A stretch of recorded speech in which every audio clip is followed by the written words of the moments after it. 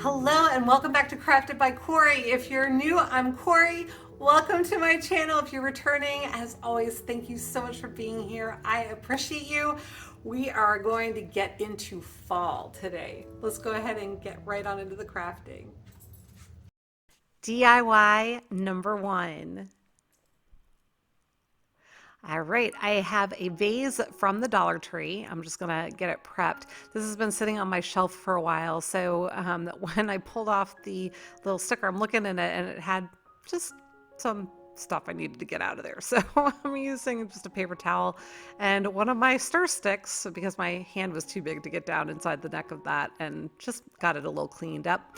And now we are ready to go. I am gonna grab my plaster chalk paint by Waverly, and I am just gonna actually pour a good amount of the paint into the vase. Now my paint is starting to get a little bit thicker because I guess I maybe have only a third of the bottle left, and I've had it for a little while, and so I'm thinking I probably need to just add some water to it and get it thinned up a little bit. But to help me get it spread, because I wanted to coat the whole inside of the vase, I'm clearly just using a brush and just making sure that I'm getting all the way around. And so now you can see that it is ready to go. And while it's still drying on the inside, or it's still wet on the inside, the outside is dry this way, and so we can still work with it, right? So these are some rub-on transfers from the Dollar Tree that I'm showing you, and I thought they were so cool. They are gold, and I actually have extras of these. So stay tuned to the end because I'm going to tell you how you can get some of these for free, because I am going to be giving them away. But I'm looking at my vase right now, and I'm just making sure that everything is nicely coated inside. I don't have any streaks, and just making sure that it's really pretty much good to go. I decided I was going to flip it upside down and let it kind of drain, to try and fill in some of the little streaks that my paintbrush had left.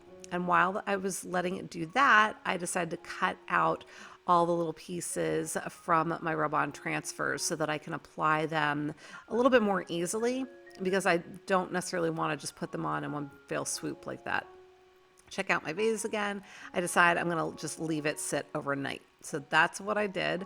And then I came back to the next day. You can see it all had drained out. I'm actually going to use that paint on another project a little bit later. But for right now, we are going to work on our vase. And again, this is not dry yet, but it's okay. I grabbed my Sharpie paint marker in gold. And first I got my fine tipped marker, and I don't think this one has ever worked right for me. I think I had just gotten a dud at the store, either that or I somehow managed to break it. So I ended up getting rid of that one, and I grabbed my regular size Sharpie. And I think in the end, this actually worked out well. I was afraid that my letters were going to be too thick with this, but they were not at all. It actually ended up being exactly what I needed. So happy accidents, right? Pleasantly surprised. So I am just hand lettering this on here. If you're not comfortable with hand lettering, then you could certainly use a stencil. If you have other rub-on transfers in the gold, I think Dollar Tree actually might have letters and numbers in gold, if I'm not mistaken. I could be misremembering, but you could use those. You don't even necessarily have to use gold. You can use whatever color you want. So if you have stickers or whatever it is that is going to make this easy for you. I chose to do it by hand.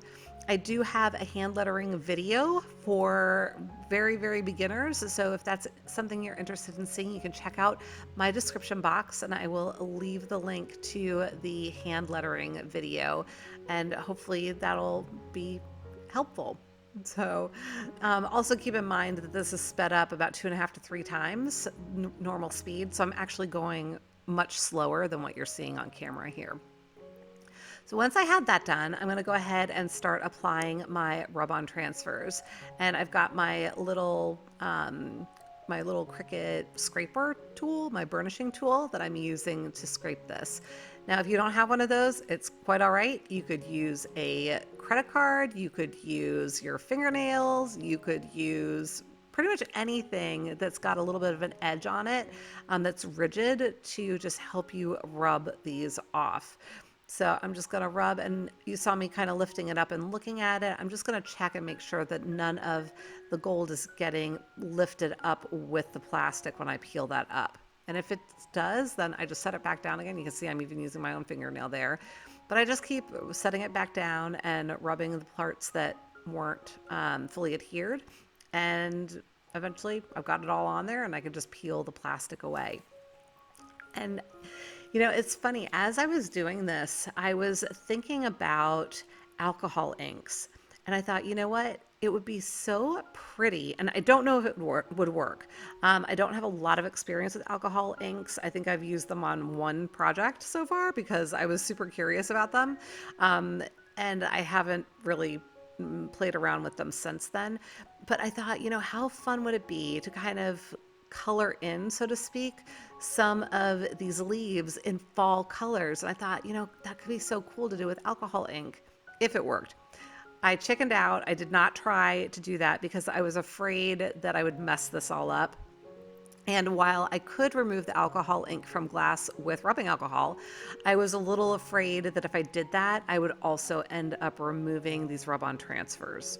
So if you've ever used alcohol ink along with rub-on transfers like this, leave me a comment and let me know if that actually worked, if you were happy with the results, and if there was any sort of a technique that that you used. I would really love to hear about it. And maybe I will get brave and give it a shot another time. But once I had all of my transfers on, I grabbed out some raffia. This is raffia from the Dollar Tree. And I don't know if it's because I've had it for a while or if it was just not great quality. I mean, sometimes you get what you pay for, right? And Dollar Tree, I mean, what do I expect? It's $1. But this was really brittle. It was super dry, really brittle. It was breaking up on me. So I went back into my stash. I grabbed this hula skirt, also from the Dollar Tree, and grabbed a strand of that. And this was working for me much better. Now, I always thought that this was also raffia, so maybe it is, maybe it's not. I don't know. But at least it was giving me the effect that I wanted. So I probably should have pulled off more than just one strand of it to begin with. I just tied a simple bow, and then I decided, I want to cut those loops. So I cut the loops and just trimmed off the ends. And I'm just trying to make it a little bit more full and a little rustic looking and fallish. Yeah, why not? Because we're doing fall crafts, right? So anyway, it wasn't quite enough for me. So I grabbed another one. I folded it in half, and then I went ahead and tied just a knot over top of the other one. And I'll show you that in just a second. But tied it in a knot this time instead of a bow, and then I trimmed off those ends to be about the same length as the ones that I had already applied. And I'm just kind of fluffing it up a little bit and just getting it to the way that I wanted it. Then I went into my stash and I grabbed some of these berries and little flowers from the Dollar Tree. I think the berries were actually from Michael's. They were in a grab box that I got a while back. And then the little flowers were from the Dollar Tree. So I'm just cutting little buds off, and I'm going to adhere them with my hot glue to the center of where all of my raffia is tied. So just adding a couple of little flower buds. And then I'm going to go in and do the same thing with some of the berries. And you could use sunflowers, would be fun. My friends, the Kay and Trish Crafting Cousins, just did a great video all about sunflowers. So if you love sunflowers, you can go and check them out. It just kind of occurred to me when when I said sunflowers, but you could do that. Anything that is in your color scheme. And this is a project you could do other times of year also. So just with other colors and themes and whatever makes your heart happy. So just adding these berries in now. So I ended up with two little flowers, 3 little berries. And then once I had that on, I just felt like it was too monotone. And I wanted some of the green. So I'm going to go ahead and grab a leaf off of the berry pick. I'm actually just going to cut it off there with my scissors. I'm going to trim up the end because it was a little bit longer than I wanted it to be. But I'm just kind of playing with it to figure out where I want to stick it right now. Because again, I'm very visual. I have to you know, check things out before I commit to them. So I had trimmed off the end, and now I'm just gonna put a little bit of dab of hot glue, and I'm gonna tuck it in between the raffia and my little berries.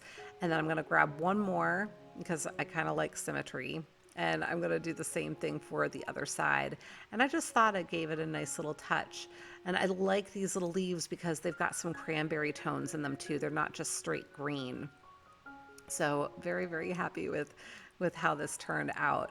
And you can just use this on a shelf to have it sit and be pretty, or you can put some flowers in it. But let me know what you think.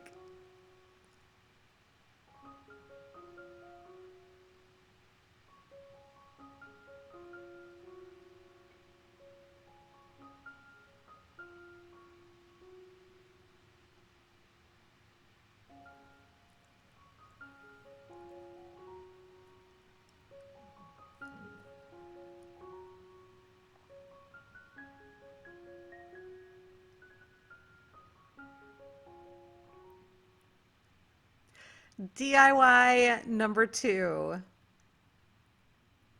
All right, I have eggs.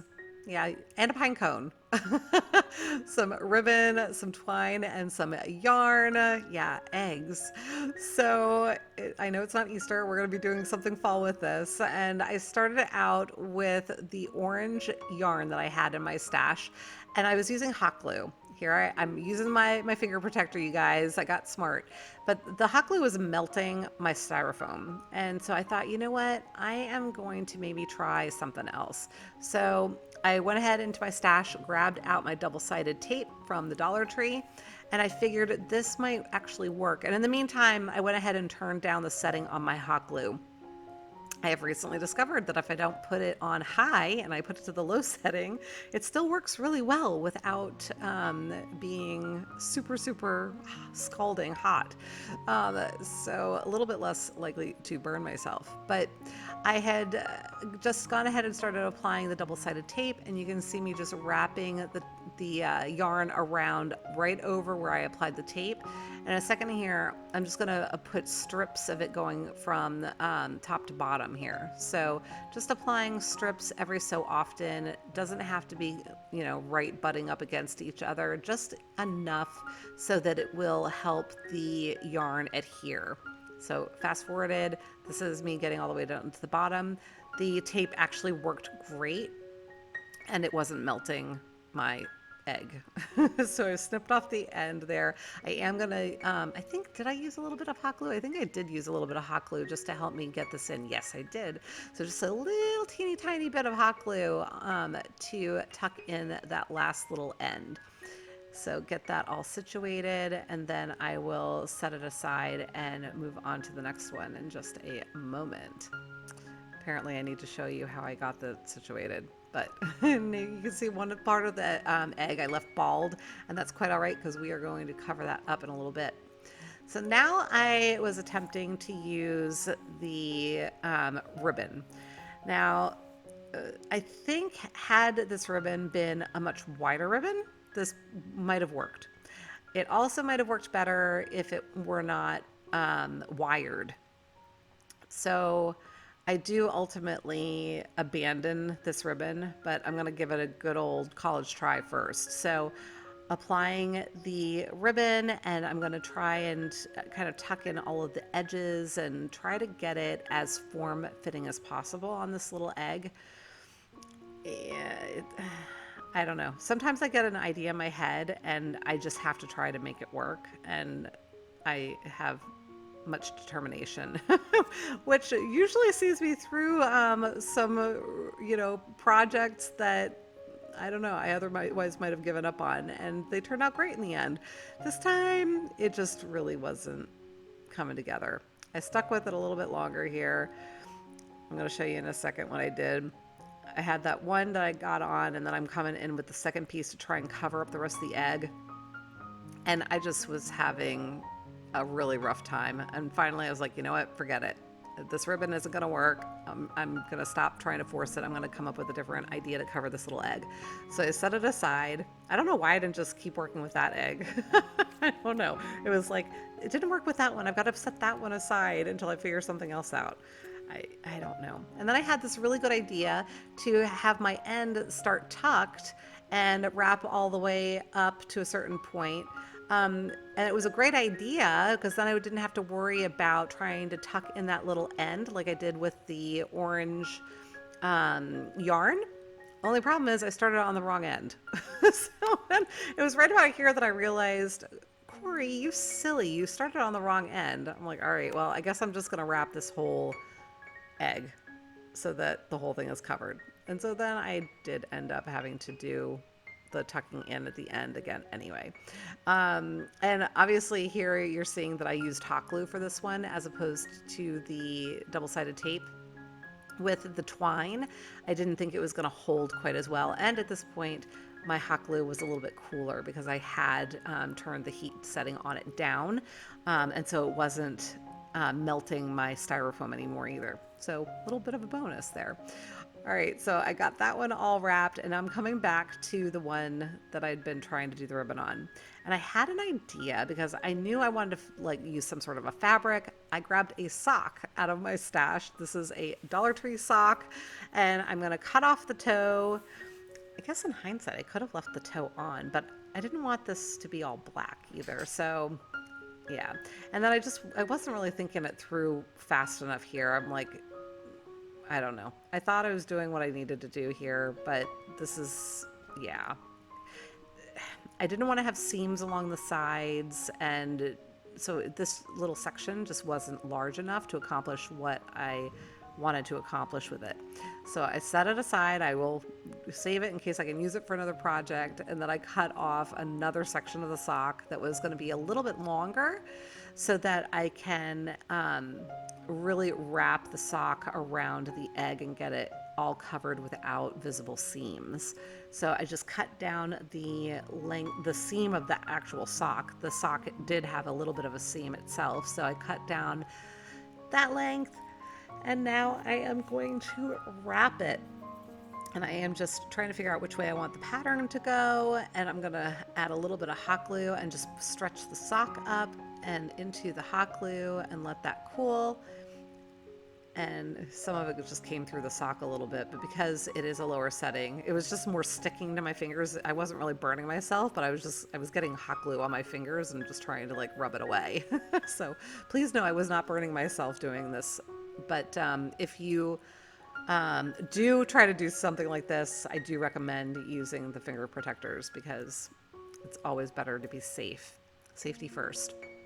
But I was just working my way around on the egg, pulling the sock up and around it and just stretching it slightly to make it nice and snug. And then once I had all of those little areas connected, I did come in and trim off some of the excess. So I'm just kind of trying to figure out how I want to do this to ensure that I'm still going to be able to have the egg covered. I want to make sure there's no white showing in the end. I kind of forgot that I'm going to be covering up the top of this anyway when I was doing this, so I don't know. But just trimmed off all of the excess, and then I continued to pull the ends up and over. And I guess it's probably good that I did that anyway, because I guess I was thinking about the lower half and not wanting to have creases. So now comes a little bit of a tedious exercise, and I realized if I had a different type of pine cone with thicker scales, this would have been a little bit easier.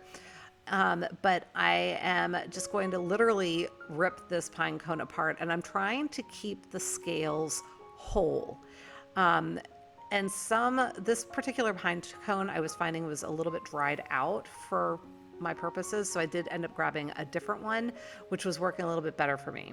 So clearly I'm making a huge mess, but I'm basically taking my scissor and I'm sliding the blade of my scissor underneath the scale and then just kind of lifting and popping it off.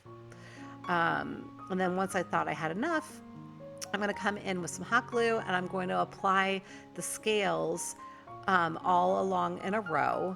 And I'm doing this, I would say, maybe 2/3 of the way up, if I had to guesstimate. So I would just say just play it by ear. or by eye, just eyeball it and put it where you think it's going to make the most sense.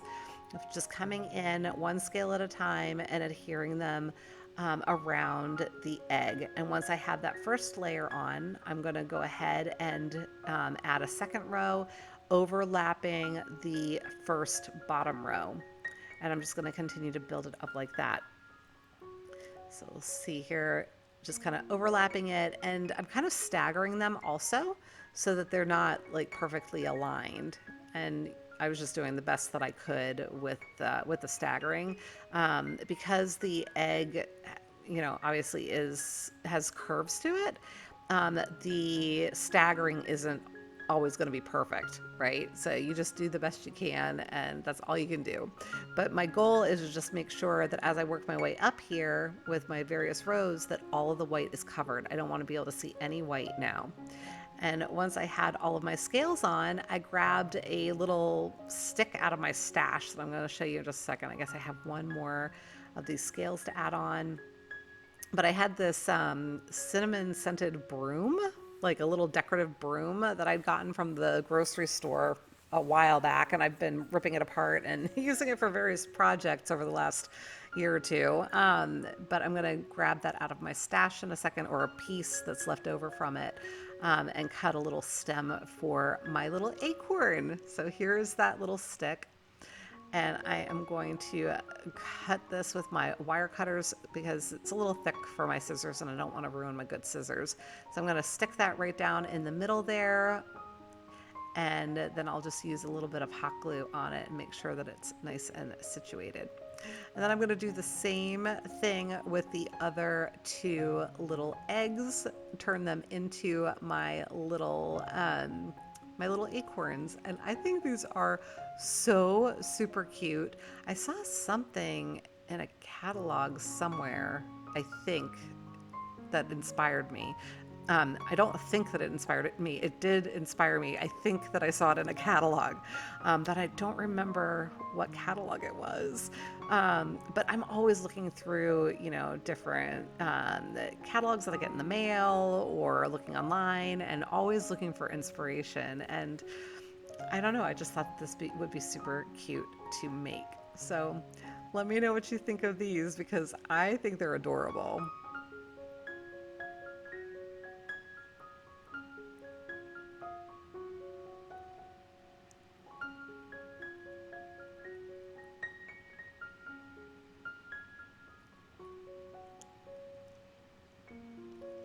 And now it's time for a shout out timeout. Creative Carmen, she made these angel wings out of clothespins. I love it. So sweet. And beautiful Bernice, this wonderful Christmas ball. Oh, awesome.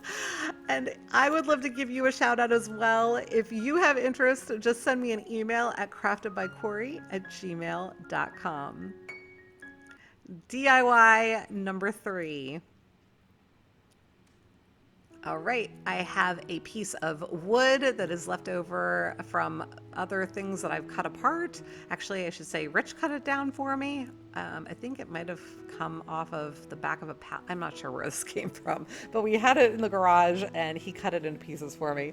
And as I mentioned before, I was going to use that leftover paint because waste not, want not. So I am covering this with my Waverly chalk paint. This is the color Plaster, and I'm just making sure I'm getting all of my edges. And I did end up giving it a second coat as well. And now I'm going to use my pencil to first sketch out the letters for the words that I want to write on here. So with bigger projects like this, I mean, obviously with the vase earlier, I just kind of went for it.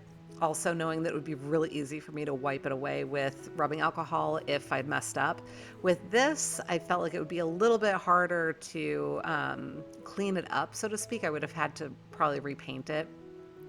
So I decided I was just going to use my pencil first, and then I will go back over my pencil. And this was again inspired by something I saw in a catalog. It was actually a pillow that I saw, but I thought, you know what, I'm going to make a sign out of with the same saying and same kind of idea, but yeah, but it's going to be a sign instead. So I am coming in now with my Arteza chalk paint marker in black, and I'm just going to make all of my letters. I, I guess I was making them somewhat thin at first, and then I am going to come back in and make the downstrokes thicker. So kind of like a little bit of a faux calligraphy, and that's something that I do go over in that hand lettering video that is linked in my description box if that's of interest to you, if you want to check that out. So going in with my other little font. And as I mentioned before, with that very first project, I am giving away some of those gold rub-on transfers. And all you have to do is leave a comment. Let me know what you love about fall. Let me know what you love about fall, and you will be entered to win. I think I have 3 of them, so I'll have 3 winners of those gold rub-on transfers of all of those fun little leaves.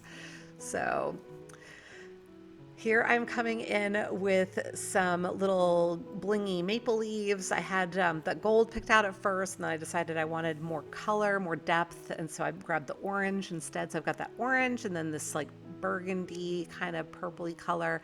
I'm just going to go ahead and apply these with some hot glue right onto my sign. And I just think that these are so sweet. I love the fall in love. I love fall. Fall is actually my favorite season of the year. I love the fall. Something about the way that all of the colors burst, you know, with the changing leaves and the way everything smells, and it gets a little bit cooler, and sweater weather. I love sweater weather. But anyway, I'm clearly now coming in with some ribbon because I felt like it needed a little something more. So I'm going to apply some ribbon to the top and bottom. This is some Kirkland ribbon. You all, I'm sure, have heard me talking about my Kirkland ribbon that I love from Costco. 50 yards to a roll for $7, $6.99. But I'm just applying a bead of hot glue along what's going to be the top edge, trying to get this lined up as straight as I can. I could have been a little bit more successful on that front, so you just want to take your time. I was probably rushing a little bit too much, but I'm going to tuck the edges under and glue those down, and then I'm going to finish it off kind of like I'm wrapping a package, right? So if you're wrapping a gift of some sort, I'm going to tuck in those ends and then fold the whole ribbon to the back. Hopefully that's making sense, but you're going to see in just a second what I'm talking about. So I'm going to tuck those in just like I'm folding a gift, and then I'll peel the whole thing down or fold the whole thing down like that. And then I'll just use, again, a bead of hot glue to get that all situated. So just one little bead of hot glue there. And again, be careful, do not burn yourself. I should have been wearing my finger protectors here just to be safe. But I just folded it down and then made sure that everything was nice and sealed. And then I did the same thing across the top. And I had smudged it a little bit when I flipped it over, so I will go back and clean that up a little bit. So, you know, when you're working on projects like this, if something gets smudged or, you know, you can always go back and just do a little bit of touch up. There's no reason why you can't, right? So once I had this all done, I flipped it back over, and I just touched it up with a little bit extra white paint, and I grabbed my little black marker again. There you go. So here I am touching it up. And then that was it. Let me know what you think.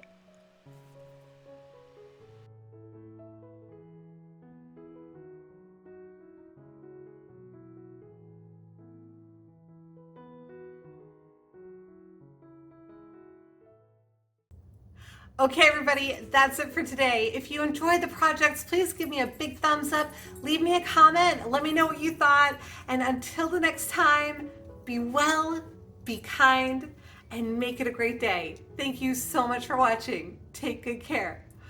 Bye.